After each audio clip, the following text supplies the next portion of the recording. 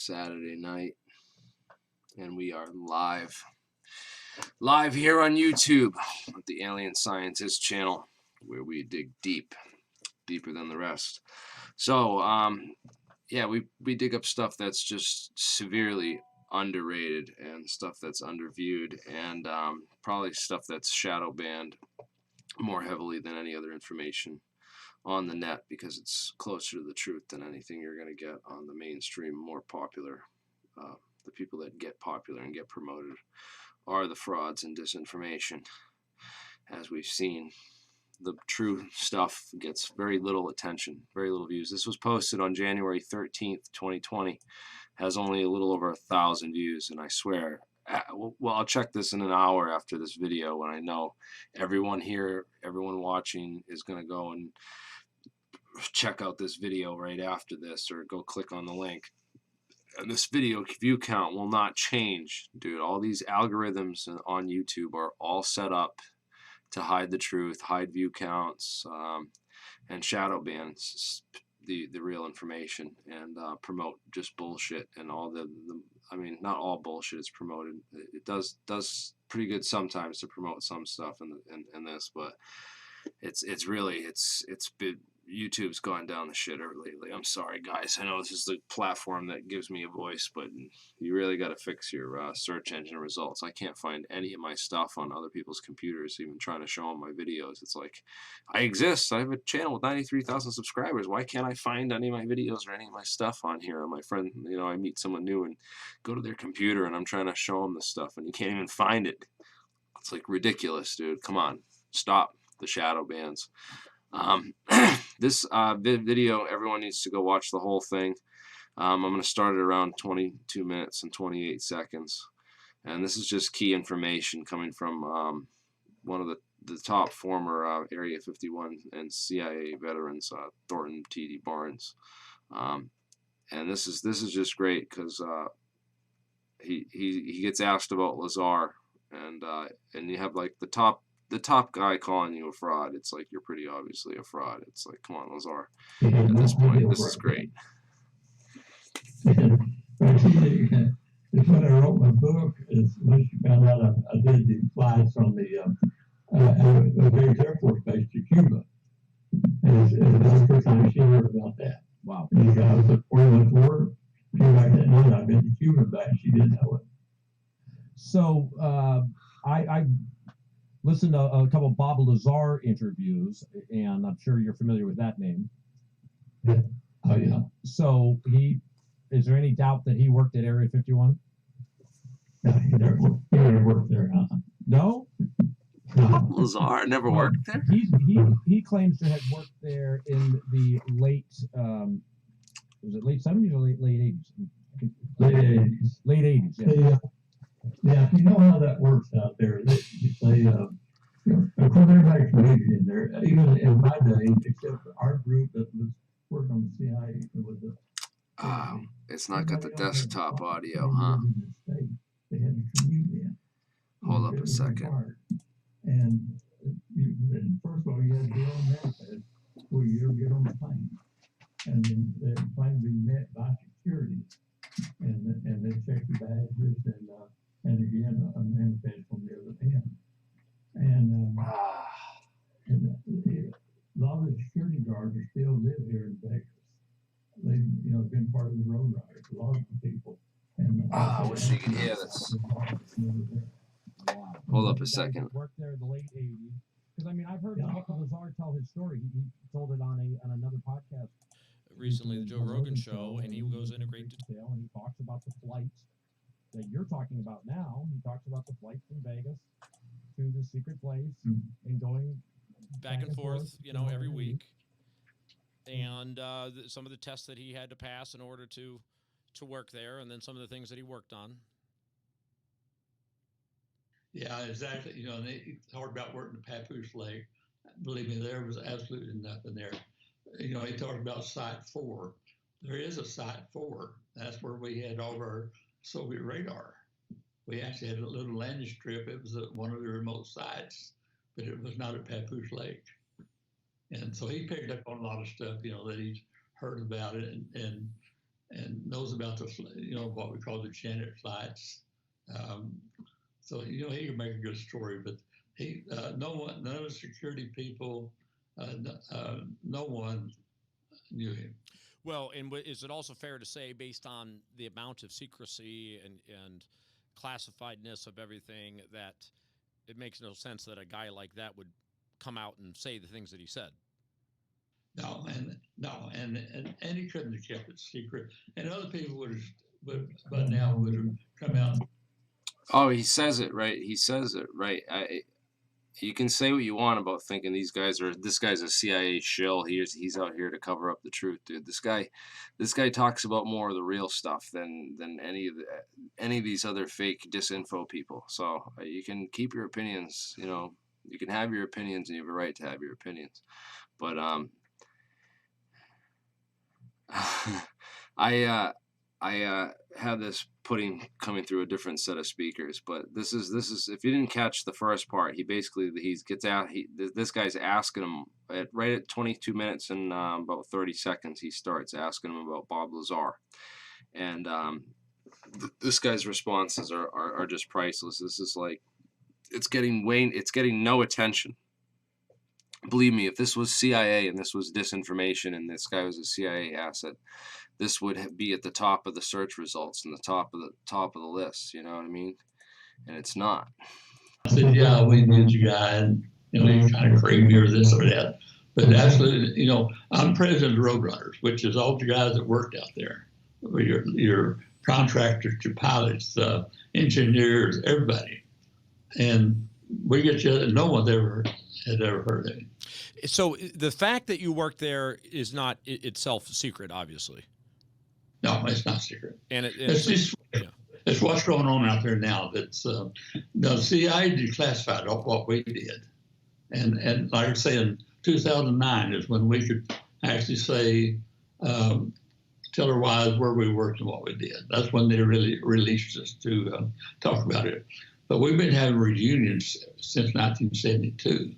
So, no, I'm asking, as you sit here today, there's still projects that you worked on that you cannot speak about. Is that correct? Oh yeah, and a lot of them I wouldn't know about either. Once you leave there, I don't care who you are, unless you got a need to know, you're out of the loop. Mm-hmm. You can speculate, and you see the results later, like the B-2 bomber. We know it was out there, and the F-22 and your drones and stuff. But at the time they're doing it, you don't know about it. So you're someone who spent a lot of time at Area 51. You spent a lot of time in classified projects, top secret projects. Let's now kind of fold that in with these Tic Tac UFOs that people have been talking about, the USS Nimitz incident, and what these things are. This is where it gets good because he asks him about the Nimitz encounters. It's kind of edited and clipped up here a bit, but this is all gold information. It's going to set me off to talk about a whole bunch of stuff just because it's coming from a guy like this with such background and authority. I mean, this guy legit did work there. He's president of the Roadrunners Association. That's like all the people that worked out at Area 51, and they've met. He said they've met like every year since the 1972 or something, and then 95 or 94 was the date the CIA came and told them they could go on TV and start giving interviews and talking about this stuff. And these guys have been interviewed. These shows have been around, but it gets zero attention compared to the disinfo, the Bob Lazar stuff. And this guy said it himself. That guy's a fraud. He never worked out there. So you can believe what you want, but Jeremy Corbell and George Knapp are frauds, and they're selling you a bunch of snake oil and snake sauce. And this is the latest. This is what this guy has to say. This guy is an expert on the kind of research that's gone on out there, and the real stuff anyway, not this nonsense that's going on in the chat with all these people talking about gay aliens and other nonsense. But thank you for the super chat. I have the super chat enabled, and I got Super Nick. Thanks for that, and I'll be looking out for any questions that you drop in the chat, man. I'll answer your questions first if you give me super chats and stuff. That's awesome, totally awesome. $25 I just made for passing some word on. So yeah, let's continue watching this, and This is good stuff. The Navy has confirmed that the video is real. They've confirmed that the pilots did, in fact, encounter something. So but they say they don't know what it is. We've had at least one guest on, Mike Turber, saying that they do know what it is. This is top secret U.S. technology, and they were testing this technology over the waters and perhaps testing the U.S.'s own surveillance system. But this is super secret U.S. technology, incredible technology, where aircraft can go underwater, above water, and go at supersonic speeds. Yeah, we, I suspect this has something to do with their swarm. They're going down with swarms and stuff. They can make the enemy think there's any number of ships or planes that they want to. And this goes right back to Project Palladium. I don't know if you're familiar with it or not. But we were trying to determine, we knew the Russians had a new radar, and we need to know whether or not it would be able to pick up the A-12 that we were building to replace the U-2. And so Project Palladium we knew that they had this because it was getting reflections off of this new radar inside of Russia. They were tracking their ICBMs, and we were picking up the reflections. So we had a C-97 that was flying out of a big Air Force base, and this is where I got involved with the agency. I was next door at Fort Bliss, just side by side. But I was advanced into this sort of thing. So I flew on, or actually traveled on 2 of these flights with, had this ghost plane that we would fly at Cuba. And once they turned on the radar, we had a submarine sitting right off the islands. And once they started tracking us, we would release balloons. In them, they had different sizes. Everything was calibrated. We'll call them spears or devices. Anyway, we were seeing if they could pick those up. And we would just fade away and let them pick up the stuff we were releasing from the submarine. And we was able to tell which one they could track. And what it told us was the capability of the radar. And what we learned on it was that, yes, they would be able to track the plane. We never flew over Russia again. But the point is that if we could electronically make that radar think it's tracking 1 plane, 10 planes, 20 planes, whatever we wanted to, going, coming. So we was able to do that in the 1960s. And they've advanced so fast now that it's pretty well known that it's some of our defense and offense is that we can confuse the enemy, any number of planes, that and make them disappear, just like what they're describing. So what we really think, some of us have talked about this, first of all, the video was leaked. Someone leaked the video, I'm pretty sure. Or it could have been leaked just as a little bit of psyops to let the Russians wonder what we've got, Who knows what the game is. But anyway, it's I think that what they were doing, it was only one radar or one type of system that the Navy had that this showed up on. No one else has seen it. So we think that the possibility this was part of the testing that, like we did with Palladium. They were testing this the capability to this radar, and that's what they were seeing on it. Okay. I'm calling it radar. Okay, see here, we have right now the top Area 51 guy, all right, basically saying that Project Palladium, okay, that this was similar to what these pilots and everything reported in the Nimitz encounters, very similar to what happened in Project Palladium and some of the technology that they were developing. What he says as far back as the 1960s. Which is pretty interesting stuff. Now they've put out this patents and stuff with this guy Salvatore Pace, and some of this stuff. And I've been going back and forth on this stuff. I know that the patents that the U.S. Navy put out before, back in right after Ed Fouché died in 2014, they put out those patents on the fake TR-3B by John St. Clair. And those patents were most certainly disinformation put out as disinformation. And I'm beginning to think that these Salvatore Pace patents, because it's so many patents for so many things different and unrelated, and they just seem to be, it seems to be disinformation to me, although some of it might be similar or based on real information or real technologies. So we can't take our eyes completely off of that. But you know, a lot of these people are thinking that these are secret space program craft that they saw with this Nimitz encounter thing. But there you have the top Area 51 guy saying that he thinks it's more similar to something with Project Palladium because it only appeared on this one radar system. There's also some interesting facts about the case that I'd like to bring up based on eyewitness testimony. And one of those is that they had the, I forget the guy's name, basically one of the people on board the ship said that the U.S. Air Force intelligence guys that came and confiscated the radar and the tapes, that they were there on board the boat within minutes, which means they were either on board the boat already or they teleported aboard using some crazy technology. But it would seem to me more likely that they were on board the ship already, and they were conducting a test with something similar to this. Now, these are what are called electronic countermeasures, or ECCMs, and I've been tweeting and going back and forth with a lot of the people posting about how the Nimitz couldn't be it. There's all these people posted on there every day, including UFO Jesus, about how this has to be extraterrestrials. It couldn't be anything else, and they're just trying so hard to sell everybody on this idea that it's got to be aliens. But they really don't believe this is aliens because, you know, the technology that aliens would have would be so advanced that if we're seeing them, then they'd want to be seen, and that they're doing it on purpose for some reason, you know, showing us.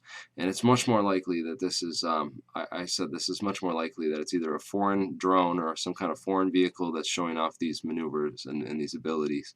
But the fact that it occurred during a test and a drill, just a regular radar exercise, right in a place that's basically owned and operated by the U.S. Navy for these types of drills and whatnot, right? It happened. The whole incident happened like 62 miles from San Bernardino, California. Where was it? San Clemente Island. Sorry, San Clemente Island. So San Clemente Island is literally right here, and this is 62 miles from there, right off the coast of San Diego. Right around here is where the Nimitz that whole thing occurred. And this entire island is owned by the U.S. Navy, and it's used for U.S. Navy drills and operations. In fact, the U.S. Navy SEALs go there to train. And I'm sure all kinds of high-tech stuff gets stored out there and tested out there, including what I think happened. I think that I've been arguing and saying that, you know, we don't know necessarily what they have as far as the technology goes. We know it exists in the public, and there's some pretty advanced technologies visually that can create dazzling balls of light and dazzling displays in the air. Just using laser technology, lasers projected on a ship or on a drone even could have the power to produce these types of images. And if you were to do it over a large enough area, you could potentially, you know, make a sphere, you know, a glowing ball of light, similar to what people reported as Foo Fighters, or other pilots have reported as, you know. It's definitely, it's dangerous too, but you could do it. Projected onto a drone even. You know, if you had a flying drone type of craft, you could be projecting onto this as well. So I'm not saying that this is exactly what was used or that, you know, or what, but just to know that these kind of technologies exist out there, and that it's quite possible that this was a drill, and that whole Nimitz thing. I've been saying that this smells fishy from the get-go, and this whole thing with the Pentagon recently has just made me more suspicious.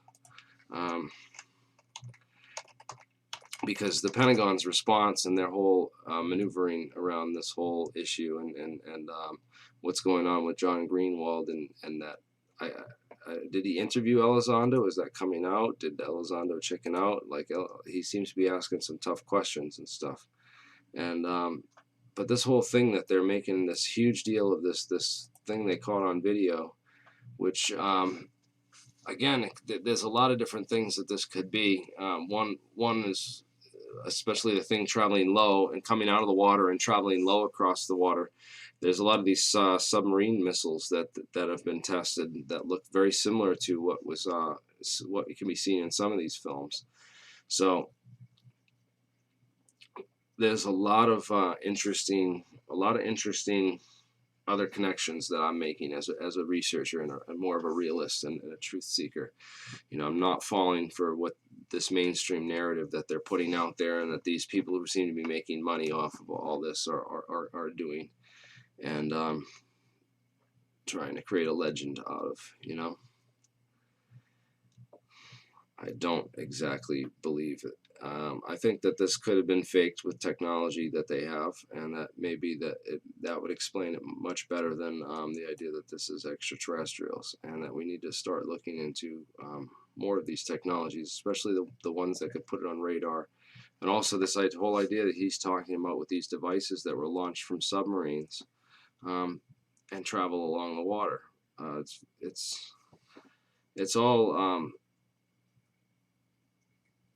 all little pieces of the puzzle is what I believe, and we're getting closer.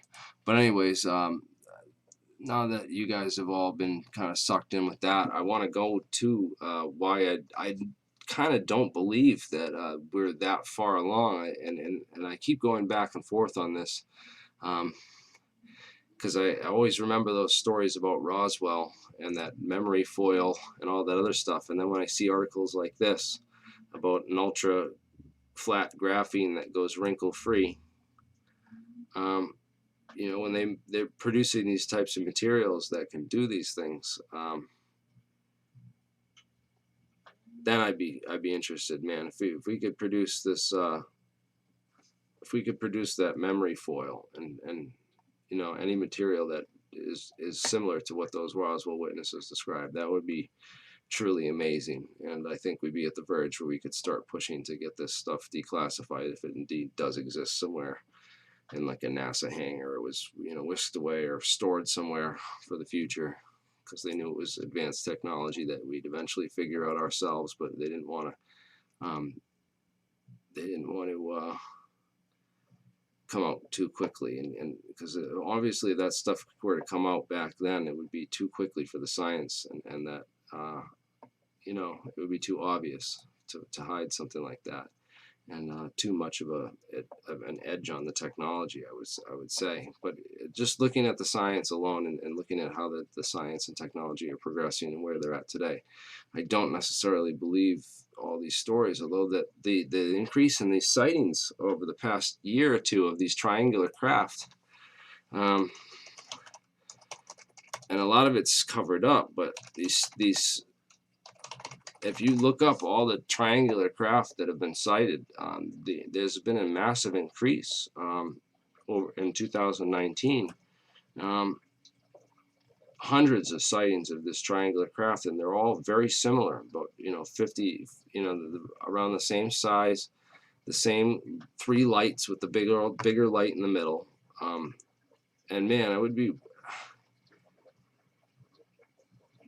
Do you think this is the TR-3B? Do you think they're eventually going to roll it out one day and be like, yeah, look, this is the craft and this is it, and or is this just more fakery? I mean, what's going on with this, dude? It's a lot of people think that these triangular craft belong to the U.S. and that they're U.S. craft, that they're ours, and that they're part of this whole secret space program that Trump is supposedly getting ready to roll out because of his recent work with the Space Force and all that.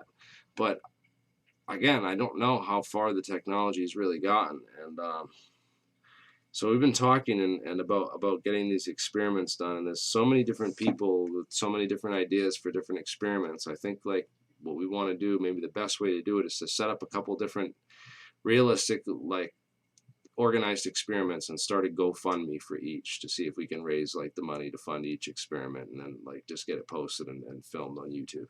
And I was talking with a buddy of mine, and he was talking about the he wants to see someone build a plasma and, you know, charge it up, get it glowing, and spin it around and see if it has any effects. You know what I mean? Like, go back to like the basics, this Nazi Bell stuff, and just show that. And it's like, just imagine if we had a video where we got some mercury going and had the chamber to like make it do all safe and everything, and, you know, put it and got it energized in its plasma and got it glowing purple and spinning around, and and then suddenly it like changed weight or lost weight. Man, that would be cool. That would be, even if it didn't, I think doing an experiment like that would get some attention and certainly get people looking into more of the other stuff that we want to try and do with the optical materials, the left-handed metamaterials, building our own sort of our own layered nanomaterials and stuff. Because there's lots of experiments that are being done in academia that, you know, like we have this To the Stars Academy talking about, you know, how they have this science division and they're going to start bringing this stuff out, and they really haven't said jack of anything about any of the real science or anything, any of the stuff that's going on out there, which has been a shame, you know, because on this channel we've tried to dig into a lot of that stuff and talk about, you know, these technologies and the physics behind them and how they operate, and kind of the history of that, digging through the history of that and really understanding, you know, what kind of physics goes on out there. It's not Bob Lazar, even though Bob Lazar, I thank him for being the one to get me into all this. The more I learn about the real programs like Project Rainbow, the electromagnetic spectrum, these electronic countermeasures, and those kind of radar defeating technologies, and radar beating and faking and spoofing and jamming technologies, all that stuff. They basically built a copy of the Russian radar system and set it up out there, and would see how they could mess with it and what would be detected and what wouldn't. Lots of really interesting, you know, and clever experiments were done. But I want to talk about a couple other things too, bring to the table. This just happened, and in 2003 they said, I didn't even know it was in 2003 that this happened, but oh, what the fuck,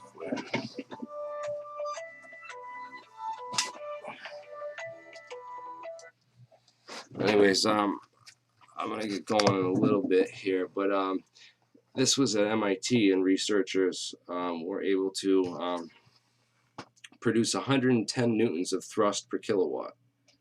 That's compared to a jet engine produces 2 newtons of thrust per kilowatt, and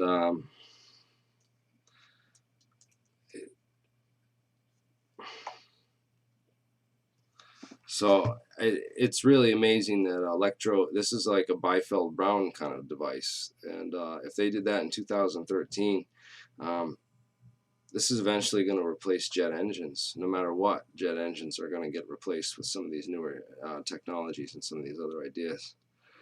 So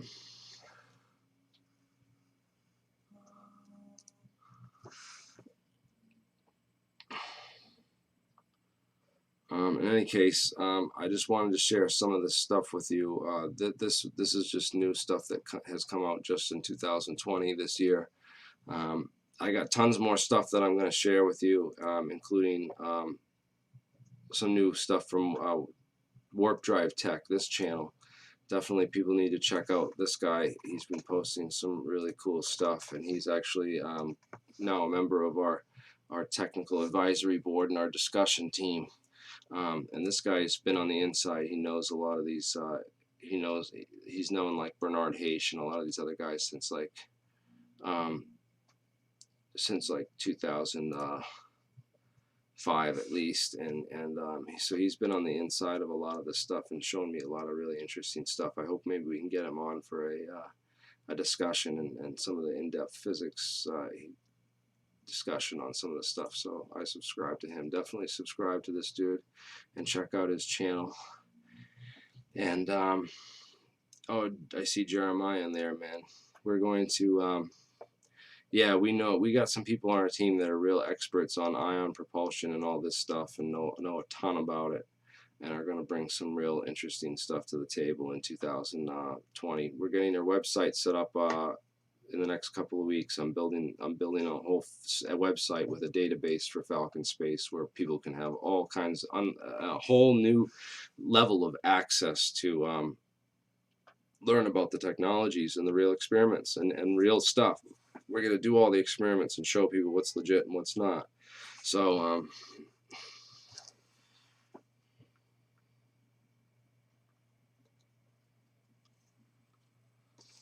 anyways, I gotta get going. We're gonna get some stuff done tonight, and I'm going to hopefully bring you guys some really interesting interviews and information in the next couple of weeks, next couple of months. And this year is going to be incredible for what we're going to learn and what we're going to find out. So I got all the smart people joining the discussion now. I mean, it started out with some really crazies in here talking about interdimensional aliens and you know, gay alien rape and all kinds of nonsense. So I want to get more of the cool people on to, you know, that stuff's funny and all, but you know, it's a little immature, and I want to get some more intelligent people on to join the conversation. But unfortunately, tonight's not the night where we're going to do all that, and we're going to have to save that for another day. But 2020 is the year, man. This is going to be groundbreaking year for waking up and waking people up with information. So check out that stuff. Check out this Warp Drive Tech channel. There's going to be lots more stuff posted here in the future.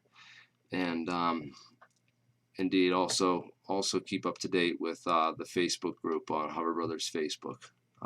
Facebook, go and look up Hover Brothers on there, because we've been posting tons of stuff on there. And yeah, man, we're gonna have a forum up on this new website, hopefully, and bring back what the alien scientist forums had back in the day. We're going to create it anew and have a new forum going. So there's going to be some really awesome physics discussions and some really interesting technologies brought to the table and talked about. It will be really cool. And again, we're talking to the real veterans, the real people that worked out there, and digging into the real technologies and science. So thanks as always, guys, and tune into the next one. I'll be bringing even more stuff to the table.